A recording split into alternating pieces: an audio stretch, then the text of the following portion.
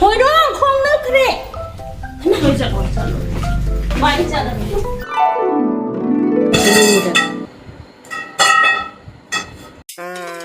Hi everyone, welcome. Adum yam title lesi dum khanga mani prank video ni chabai video ni loi shuraba video ni ado kamai na mangona prank toge haiba do yenga se mayam khoi tea garden chat toi ne law pa dei koi pa chatri nga sai dei nupi myam na kebi bagi khoi myam se hauji ka se am chairi naw bi ni am kana loi shalli napna ba sai na yum dagi na han puraga lak pane aduga nawi da tiger den chapu do khong tong da vida slipper tonga ga chachi na haim slipper se yam leite ga maga amam khatang lei adugi my slipper dai na gam se hape aduga magi reaction do yeng se haidi saubra kapra khangbra ang plug in miner se maya lai re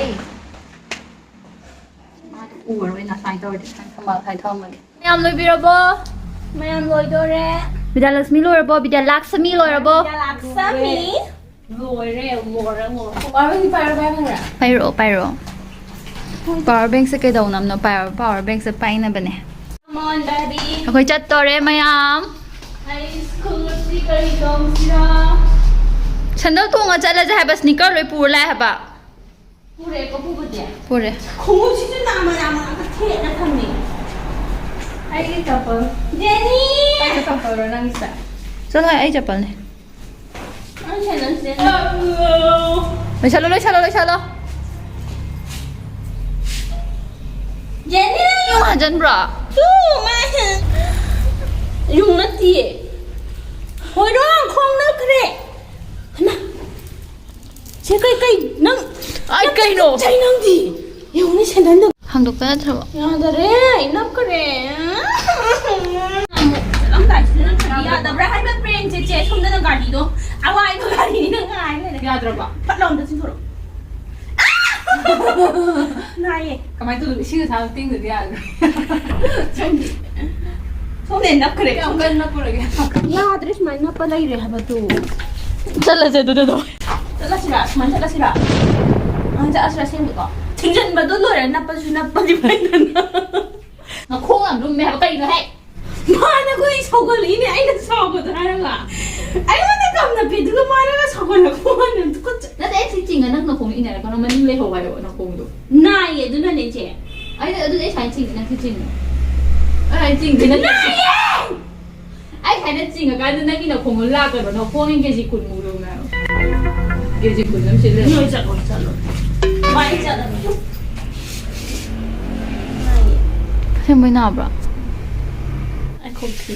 thi de pha se wow very nice ro si do Sige. Nang yang lakang sa khong da de ga. emotional damage khong thang ga lo mo le Sa ba pa eh.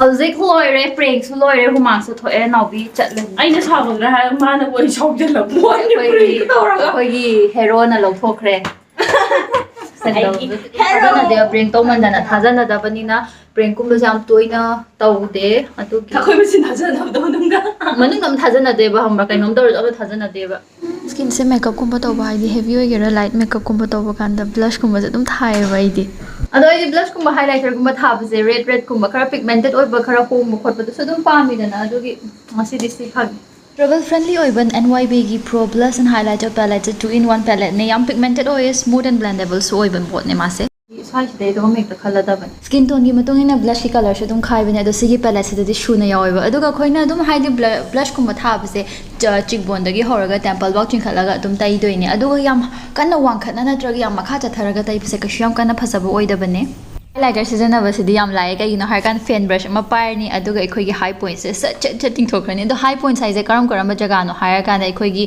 brow bones kumba upper lips kumba cheeks natraga agi corners kumba do adugumba do da tairani tore loire yam kana ke ma maktina te ba aduga she se magi NYB gi pro palette se both highlighter ga aduga blush ka yawani am nungai season ba adona khoi shu pamaga di ai magi link se ka do description lo capture ge dinner gi dai kimbap sa do ine haide ai ayuk ta magi lunch ki da ko dum kimbap sa ge to do mai lak ta bai tu e ba do nung dang da hojik sa do ine ado kimbap to aina haide am haiba na ta YouTube ta gi easy way of making kimbap hair YouTube ta thira ga ne aina hekta sem da bani da I know I'm not your type of guy.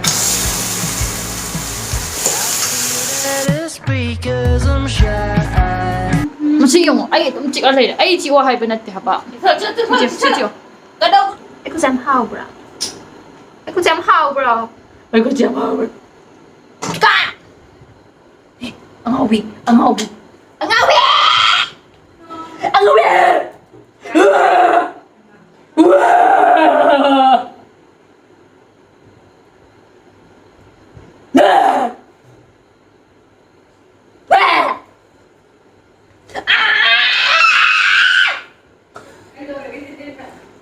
ꯂꯣꯏ ꯂꯣꯏꯔꯦ ꯑꯩꯅ ꯁꯦꯝꯖꯕ ꯃꯊꯦꯜꯅꯤ ꯍꯥꯎꯅꯤ ꯑꯩ ꯎꯔꯒ voice recording ꯇꯧꯔ ꯇꯤꯟ ꯌꯣꯠꯂꯤꯕ ꯑꯃꯨꯛꯀ ꯂꯣꯏꯔꯦ ꯂꯣꯏꯅ ꯃꯥꯗꯣ ꯀꯤꯝꯕꯥꯞ ꯁꯦꯝꯃꯁꯦ ꯑꯩꯈꯣꯏ ꯀꯤꯝꯕꯥꯞ ꯁꯦꯝꯅꯕ ꯌꯥꯝ ꯄꯨꯔꯦ ꯍꯜꯂꯣ ꯑꯦꯚ꯭ꯔꯤꯋꯥꯟꯁꯨ ꯍꯥꯏꯗꯦꯅ ꯉꯁꯥꯏꯅ ꯍꯥꯏꯈ꯭ꯔꯦ ꯀꯩꯅꯣ ꯅꯠꯇ꯭ꯔꯥ ꯑꯩꯈꯣꯏꯗꯤ ꯉꯁꯥꯏ ꯍꯜꯂꯣ ꯑꯦꯚ꯭ꯔꯤꯋꯥꯟ ꯍꯥꯏꯔꯦ ꯃꯥꯅ ꯆꯥꯔꯝꯗꯥꯏ ꯀꯛꯂꯒ ꯑꯗꯨꯗꯤ ꯀꯥꯡꯁꯣꯏꯗꯤ ꯃꯥꯅ ꯊꯣꯡꯉꯤꯀꯣ ꯆꯥꯛꯁꯨ ꯃꯥꯅ ꯊꯣꯡꯉꯤ Hello everyone, hi sida vibe ama iray ꯂꯩꯇꯦꯗ 1 2 3 Hello everyone Lava back Welcome to my channel ngasi akhoi hairo no Welcome to my Ako, nang kamay hi. Ako check kamay. Hello everyone, welcome back to my channel. Hi Darina. This is Teresa.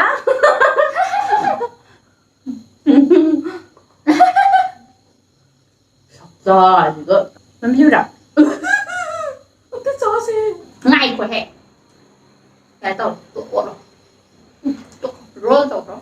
Roll tàu rồi nè Cân là tàu rồi nè Thì chọc tay cái đó. Yeah, hay khắc cân mẹ là curry no. Nó bị thua lắm anh Xin anh ngặt lắm Sao Ngon Instagram Chưa.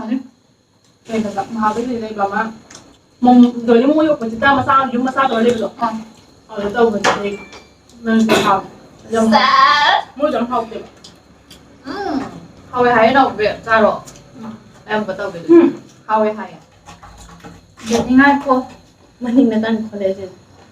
Yerum gì mà các trò bên này đó hay đi Yerum đó rồi cái Bạn nó chỉ bạn hơn thủ lắm trò bên rồi cái như thế này Anh này mà nó bút thế Yeah ra. Cậu Sẽ Amma lo pero. Có sẵn ăn cậu ạ Hoy ko ra. Ăn cậu rồi Nó có buồn mà thăng thủ viêm nè Có gì nè gà đấy Nang bibigyan ko kaya.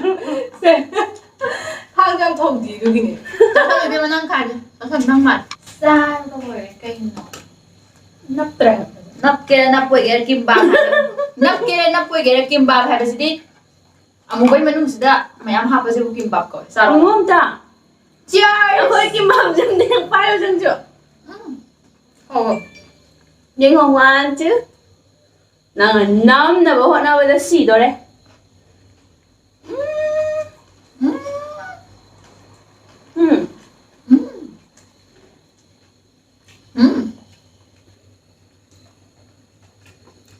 kimbap sẽ lâu khỏe